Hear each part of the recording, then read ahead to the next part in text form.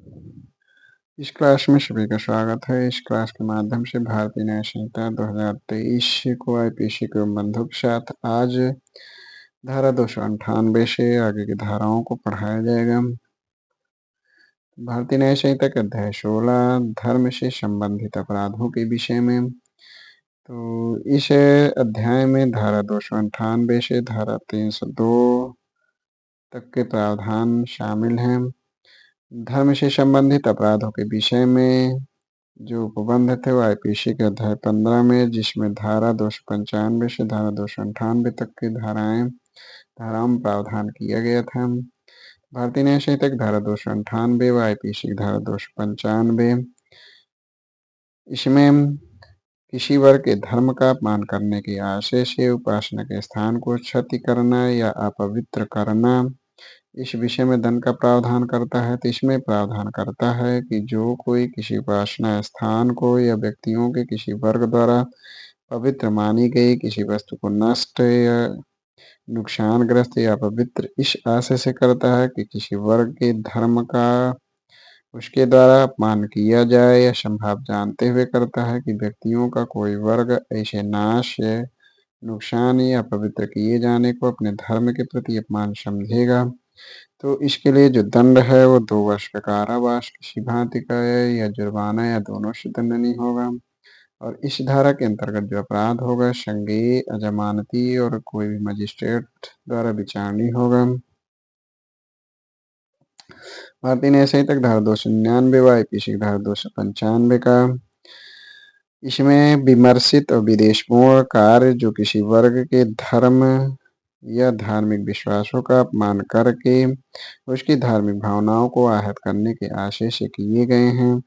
इसमें दंड का प्रावधान करता है। तो इसमें प्रावधान करता है कि जो कोई भारत के नागरिकों के किसी वर्ग की धार्मिक भावनाओं को आहत करने के विमर्शित और विद्वेषपूर्ण आशय से उस वर्ग के धर्म या धार्मिक विश्वासों का अपमान उच्चारित या लिखित शब्दों द्वारा, संकेतों द्वारा, या दृश्यरूपों द्वारा, या इलेक्ट्रॉनिक साधनों द्वारा या अन्यथा करता है या करने का प्रयत्न करता है, तो इसके लिए जो दंड है वो 3 वर्ष किसी भांति का कारावास, जुर्माना, या दोनों। और इस धारा के अंतर्गत जो अपराध होगा संज्ञेय, अजमानती और प्रथम वर्ग मजिस्ट्रेट द्वारा विचारणीय होगा। भारतीय न्याय संहिता की धारा 300 व आईपीसी की धारा 296, आईपीसी की धारा 296 जो उत्तराखंड सिविल जज की पूर्व परीक्षा में पूछा जा चुका है। तो आईपीसी संहिता की धारा यानी भारतीय न्याय संहिता की धारा 300, आईपीसी की धारा 296, इसमें धार्मिक जमाव में विघ्न करना, इस विषय में दंड का प्रावधान करता है। तो इस संहिता की धारा 300 धार्मिक जमाव में विघ्न करना, तो जो कोई धार्मिक उपासना या धार्मिक संस्कारों में वैध रूप से लगे हुए किसी जमाव में स्वेच्छया विघ्न कारित करता है, तो उसके लिए जो दंड है वो 1 वर्ष का किसी भांति का कारावास या जुर्माना, या दोनों से दंडनीय। और इस धारा के अंतर्गत जो अपराध होगा संज्ञेय, जमानती और कोई भी मजिस्ट्रेट द्वारा विचारणीय। भारतीय न्याय संहिता की धारा 301 व आईपीसी की धारा 297, आईपीसी की धारा 297 राजस्थान एपीओ पूर्व परीक्षा में पूछा जा चुका है। तो भारतीय न्याय संहिता की धारा 301 व आईपीसी की धारा 297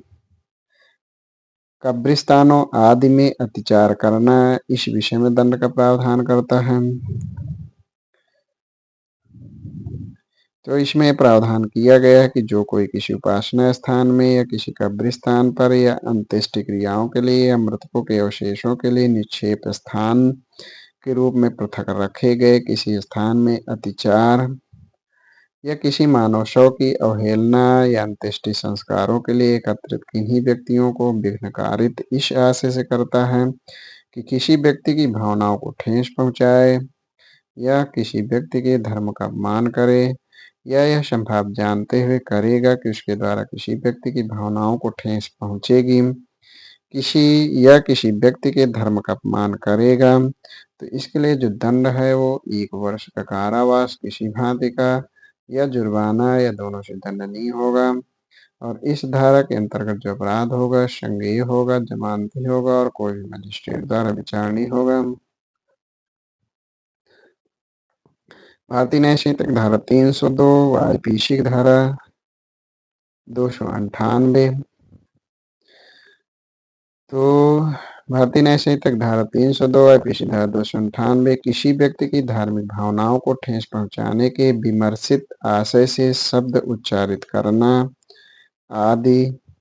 तो इस विषय में दंड का प्रावधान करता है। तो इसमें ये प्रावधान किया गया है कि जो कोई किसी व्यक्ति की धार्मिक भावनाओं को ठेस पहुंचाने के विमर्शित आशय से उसकी श्रवण गोचरता में कोई शब्द उच्चारित करता है या कोई ध्वनि करता है या उसकी दृष्टि गोचरता में कोई अंग विक्षेप करता है या कोई वस्तु रखता है, तो इसके लिए जो दंड है वो 1 वर्ष का कारावास, किसी भांति के जुर्माना से या दोनों से दंडनीय होगा। इस धारा के अंतर्गत जो अपराध होगा शमनीय होगा, असंज्ञेय होगा, जमानती होगा और कोई भी मजिस्ट्रेट द्वारा विचारणीय होगा। भारतीय न्याय संहिता के अध्याय 17